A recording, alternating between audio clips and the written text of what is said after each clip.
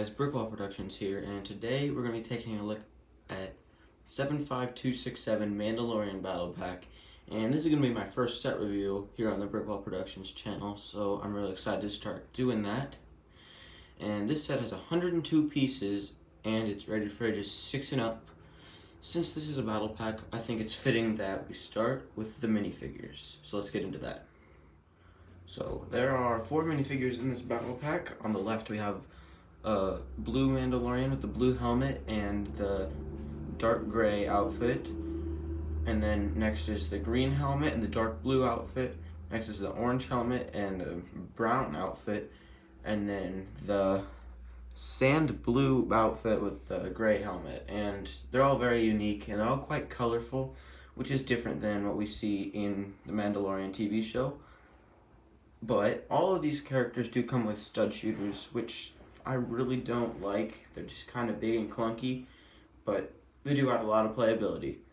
So to start off with this very first figure, which is the blue Mandalorian, which for a while was the sig fig of none other than Brickopotamus.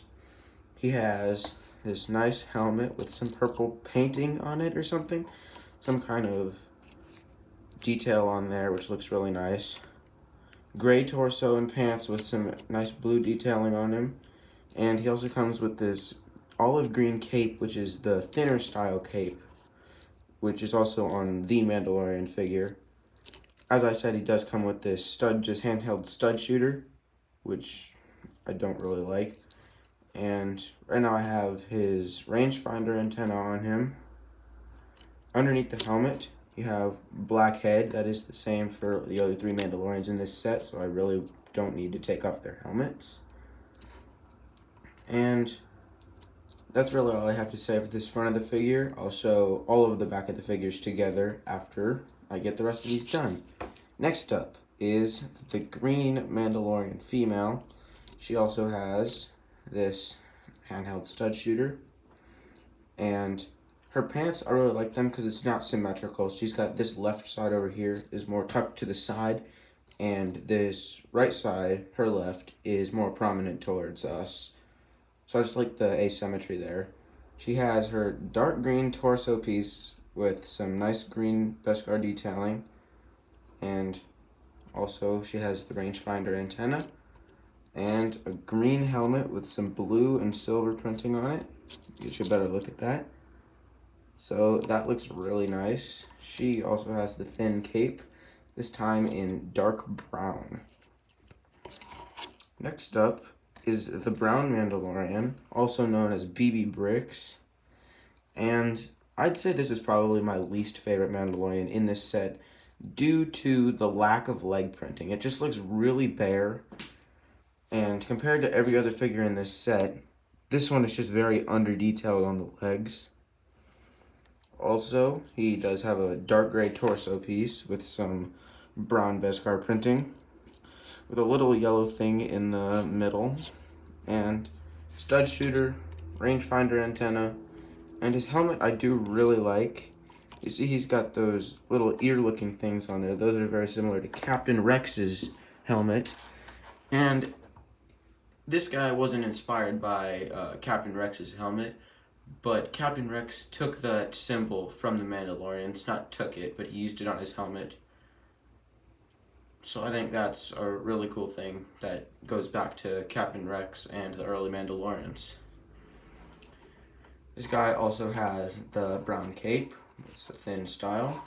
And our final figure is this Mandalorian with the gray helmet, female, and orange printing on the face. It looks really nice, or on the helmet it looks really nice.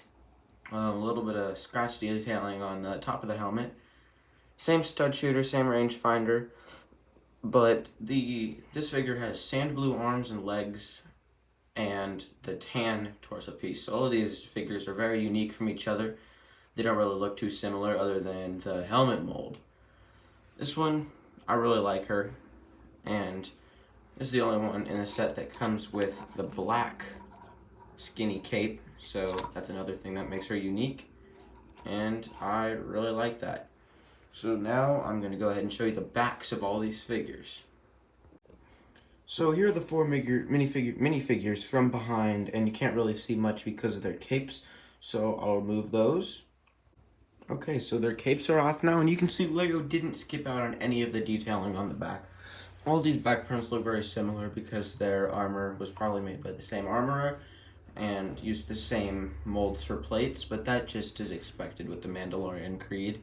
But you can see their belts have different designs, so each of them have different designs. The two male Mandalorians, the male Mandalorians have similar belt designs instead of the female one, but this one has two pockets and also some tan cross looking thing. All of their Beskar armor have different scratch details on them, which is really cool to show that they've been beat up underneath the cape because these guys are warriors and they do go through a lot of war. Flipping the figures back around to the front, I have replaced their antennas, their rangefinder antennas, with this thing that goes on their head. I don't really know what it's called, but you would probably recognize it from Commander Cody from the Clone Wars. And I really don't like the design of these too much, especially how they fit with the Mandalorian helmet. They're extremely loose, so if you want to put them up like that, they just fall back down. You can put them behind, I guess. But they're extremely loose, and you can't flip them up like you can on one of your Phase 1 clone troopers like Commander Cody. This is the same case for all four of the figures in this set. It just flops around and doesn't look very good. It's just hard to get it in a spot like that. That's the only spot you can get it in, and even there, it falls back down when you try to put it up. And yeah, I don't really like this too much, so I'm personally gonna display mine with the rangefinder antennas because those just look better to me. So now that we're done with figures, I think it's time to get to the builds of the set. Okay, so here we have the Mandalorian speeder that comes in this set. It looks really nice because of its inspiration from, first of all, Season 5 of the Clone Wars, the Mandalore arc in Clone Wars, but as well as the original 2011 Mandalorian battle pack with the Death Watch troopers. So it takes a lot of inspiration from that, and in my opinion it just looks really good with the brown and gray color. It looks like it's been rusted up. Could be the same speeder from that 2011 battle pack. It's got this nice red exhaust on the back to show it's shooting out flames as it's moving through the air. It's got this headlight on the front, and it also has these two flaps, which were seen in the original battle pack and the Clone Wars TV show. Some angled grill plates on there and some slopes and curves right here. Those just add to the shaping of it, and I think it looks really good. Of course, it's a speeder, so you can also fit in a Mandalorian minifigure here. So let me readjust this and bring in Brickopotamus to come ride the speeder. This does fall off quite easily, but put it in his hands, clip it down, fix this, and now you've got Brickopotamus riding his speeder away. The next build in this set is this terrain, which it's extremely small. It's only on a 6x6 plate because this is a $15 battle pack. And there's a little bit of playability. You can take one of the stud shooters and put it here. I can line this up. Put that there. Grab a Mandalorian, using Brickopotamus again.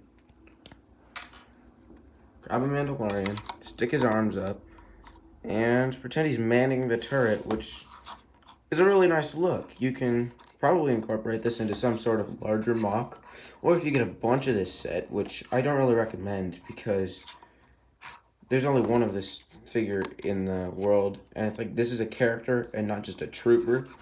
There's a specific one. So having a bunch of this, or a bunch of any of the other characters in this set doesn't really make sense to have an army of. But this is a side build, it does look really good. You can have someone manning the turret, as well as you can have a second one of the stud shooters right here, just to have that look. So this is pretty cool, and it's kind of bare, but it's got this slopes, a bunch of slopes, 1x1 cheese slopes. And these would be some good pieces to get a bunch of, but as I said earlier, there's no real reason to get more than 2 of this set, because there's not more than 2 of this character in the world, or there's only 1.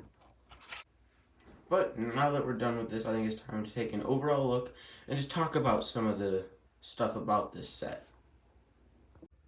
Okay, so to finish off this review and all of my future set reviews, I'm going to be scoring these sets based off what I think of them. So I have 5 categories. I have the minifigures, the value, the accuracy and design, the durability, and my personal thoughts. So to start off, I think this set has phenomenal minifigures. I gave them an 8. Why is she laying down? Okay, this is bad. Okay, so I gave them an 8. And that's really because of the lack of leg printing on the brown one, as well as I would have liked to see some faces. They have black heads, which is kind of that's what the Mandalorian has. And angry clone faces wouldn't have worked too well, but maybe some just standard male and female faces would have been good. So I gave that an 8 for the minifigures. For the value, I also gave it an 8. I mean, it's a battle pack, so you're getting 4 minifigures in one set, which is really nice for a $15 set. But other than that, it just doesn't feel like there's much stuff in this battle pack that's worth it to me. Like, there's the one little speeder that can hold one of the minifigures and the little terrain build that can hold one, and it just doesn't feel like $15 worth of stuff. And third category, accuracy and design score, I gave it a 7 because you can't really be accurate with this terrain over here. But this is a real canon thing, and it just doesn't have the shaping right. There's these 2 extra wide stud shooters on them that just don't need to be there. The back section looks pretty good, and this front section also, it should be more of an angle than just straight down and then straight out. So I gave the whole set a 7, mainly because of the shaping on this speeder right here. Fourth category is durability. I gave it a 9 because, I mean, it's really not going to fall apart too easily. You can take it apart, but you can play with this and it's not going to fall apart. You can play with this, it's not going to fall apart. I mean, the only thing on it that's really falling apart is if you try and push that down too far, it disconnects at the back. But that is the only thing I've found in this set. Okay, I'm abusing these 2 middle ones. It's the only thing I found in this set that really falls apart too much. And my personal thoughts, I give it an 8. It's a pretty good set. It's my first ever actual battle pack that isn't like the 501st one, because it's not really a battle pack. And I like it. I mean, the figures are really good. I'll probably use them for a stop motion at some point. So when we add up the scores, we get 40 out of 50, which is an 80%, which means I give this set a B. It's just a really nice set, but it could have had a little bit more to give it an A score. So that is it for this review. If you liked the video, like the video, leave a comment, and be sure to subscribe.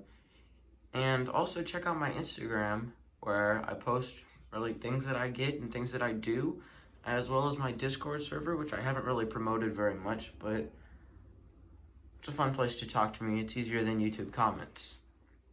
So that's really it, and fitting for this battle pack. Until next time, this is the way.